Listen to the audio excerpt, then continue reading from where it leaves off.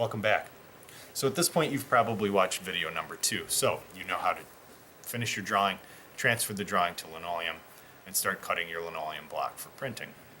If you don't know what I'm talking about, please go back and watch video number 2. Now, if you're ready to print, whether that's a test print or a final print, you're in the right place. What I'm going to do in this video is just cover where to get your paper, how to select paper, how to load your print block with ink, how to get ink from me, and then lastly, how to sign and title your prints in the way that we're going to do it for this project.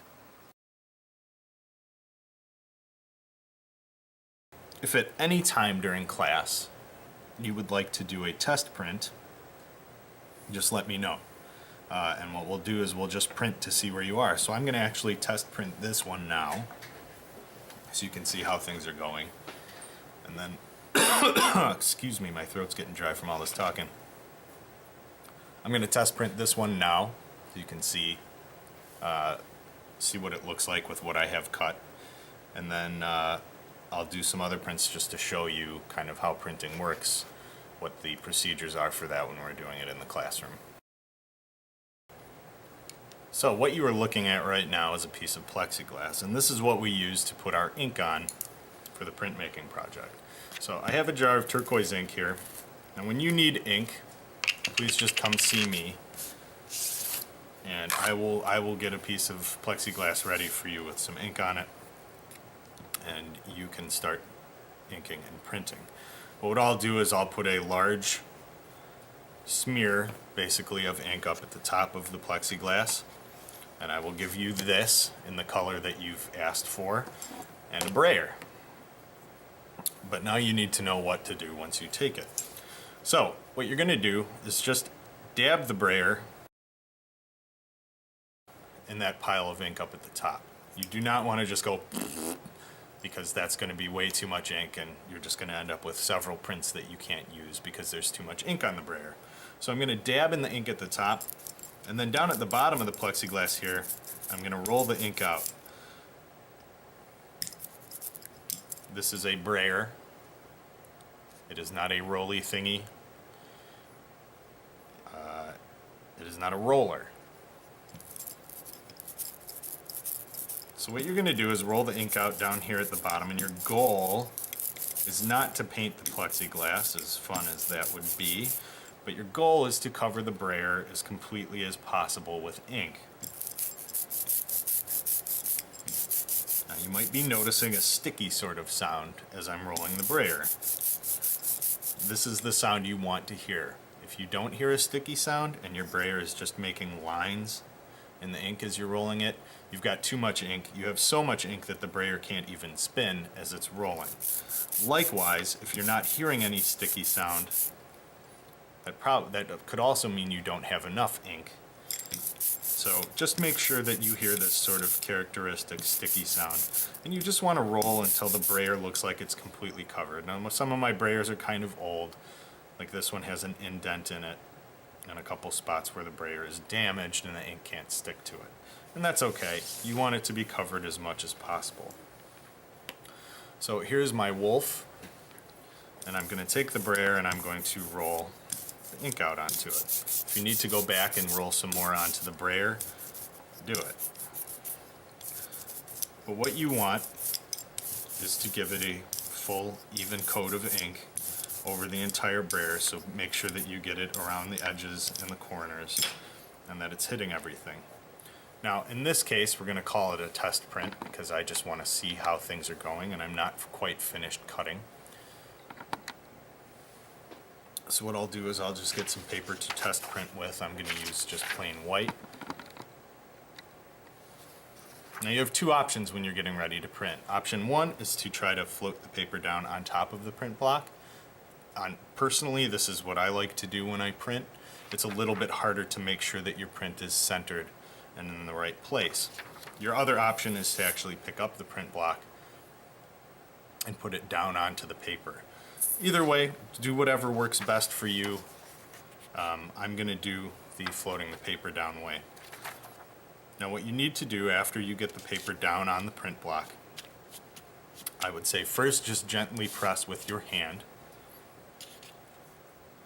I'm going to scoop this down. I probably just ruined the print, but anyway, gently press down with your hand, and then you just need to rub with the heel of your hand, so this softer part of your hand, and make sure that you're hitting the corners and the edges of your print block first. That'll help make sure the paper doesn't slide. And then you want to rub in the middle also. You don't need to press on it like you're giving it CPR. Just enough pressure to really push the paper down into the ink.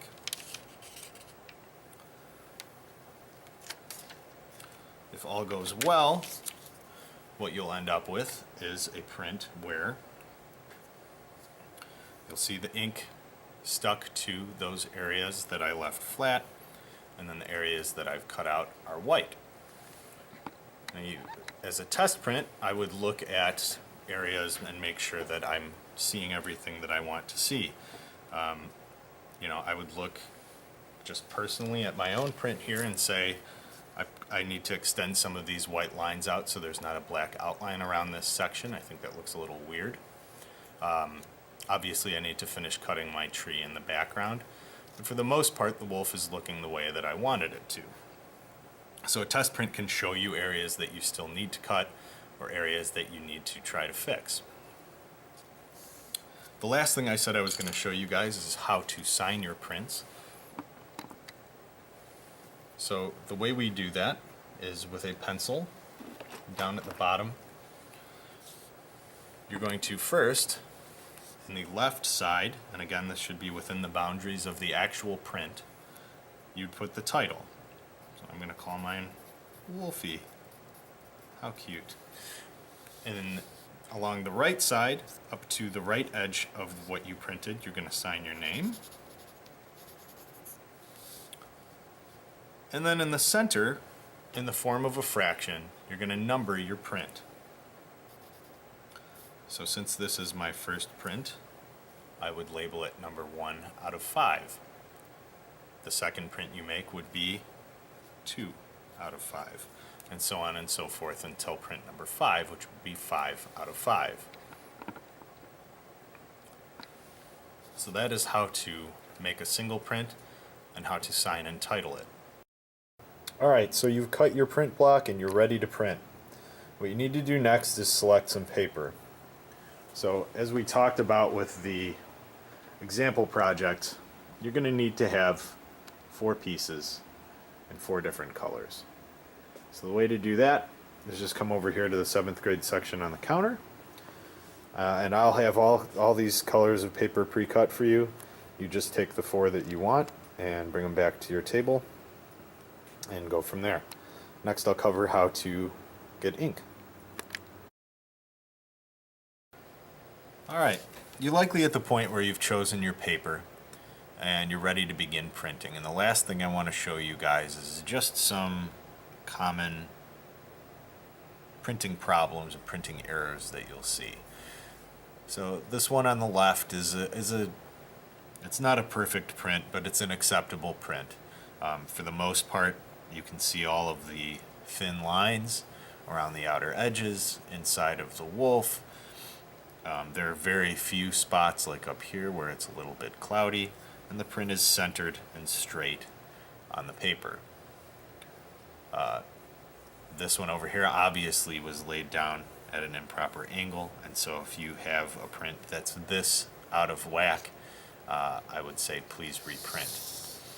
This print is also acceptable with the exception of the fingerprints and the brayer mark on the side over here. So after you do a print, either please put it on the drying rack or put it somewhere safe at your table where your neighbor's not going to accidentally roll their brayer on it, or where you're not going to get fingerprints all over it. So when you make a good print and you know it's a keeper, again, either put it on the drying rack, which is in the corner over by the door to the kiln room, or just keep it somewhere safe on your table so it doesn't get ruined. This is a print where the paper shifted, or the print block shifted after it was laid down either on the paper or the paper was laid down on top of it. And you can tell if you shifted, if you can see kind of a double corner. So I have a top left corner and then I have a second top left corner up here, which means that the print block probably either twisted this way or twisted this way. One thing that you'll see, there will be smudges, small details will be lost. You can see most of the texture in the fur is gone here. The tree is almost completely invisible on the left side. Common issue number 4 is too little ink. So you can see that there's cloudiness in these areas where we can see that light yellow-green of the paper showing through the ink. If you see a situation like this where there's a bunch of missing kind of spotty areas or splotchy areas, that means you didn't have quite enough ink on your brayer when you applied it to your print block. And then this one I exaggerated quite thoroughly, but this is too much ink. And if we zoom in a little on this one, you can see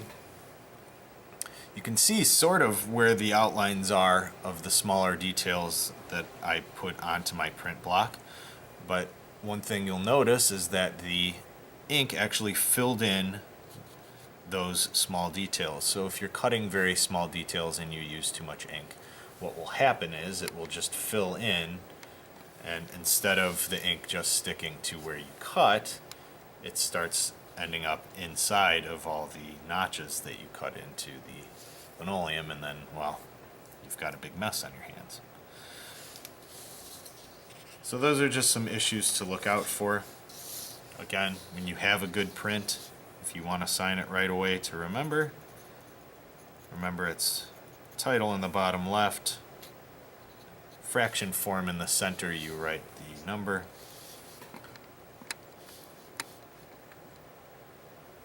and then in the bottom right you sign your name. And then the last video I need you guys to watch is the video that goes over the rubric. And once you are done with that, you are well on your way to completing the project.